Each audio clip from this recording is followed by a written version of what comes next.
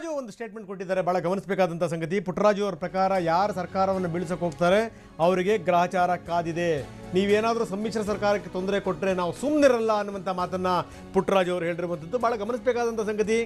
BJP ಶಾಸಕರಿಗೆ ನಾವು ವಾಪಸ್ ಆಪರೇಷನ್ ಮಾಡಬೇಕಾಗತ್ತೆ ಅನ್ನುವಂಥ ಮಾತನ್ನು ಕೂಡ ಪುಟ್ಟರಾಜು ಅವರು ಹೇಳಿರುವಂಥದ್ದು.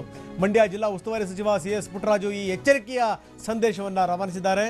ಆಪರೇಷನ್ಗೇನೆ ಆಪರೇಷನ್ ಮಾಡಲಾಗುತ್ತೆ ಅನ್ನುವಂಥ ಸಂದೇಶ ಪುಟ್ಟರಾಜು ಅವರಿಂದ ಈಗ ರವಾನೆ ಆಗಿದೆ.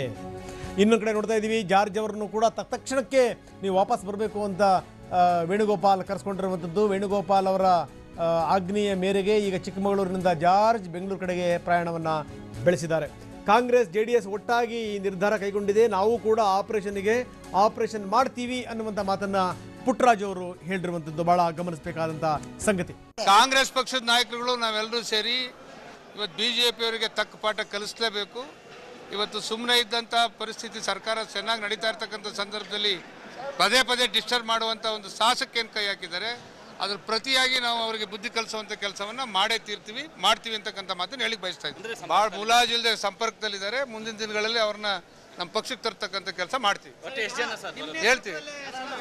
ಬಹುತೇಕ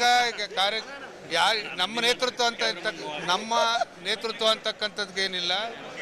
ಬಹುತೇಕ ಕಾಂಗ್ರೆಸ್ ಪಕ್ಷದ ಹಿರಿಯ ನಾಯಕರುಗಳು ನಾವು ಎಲ್ಲ ಸೇರಿ ಒಂದು ತೀರ್ಮಾನ ಮಾಡಬೇಕಾಗಿದೆ, ಮಾಡ್ತೀವಿ. ಕಾಂಗ್ರೆಸ್ ಪಕ್ಷದ ನಾಯಕರುಗಳು ನಾವೆಲ್ಲರೂ ಸೇರಿ ಇವತ್ತು BJP ಅವರಿಗೆ ತಕ್ಕ ಪಾಠ ಕಲಿಸಲೇಬೇಕು.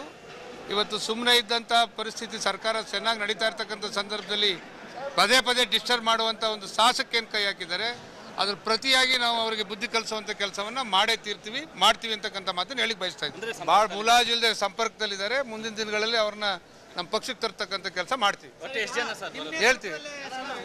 ಬಹುತೇಕ ನಮ್ಮ ನೇತೃತ್ವ ಅಂತಕ್ಕಂಥದ್ದೇನಿಲ್ಲ.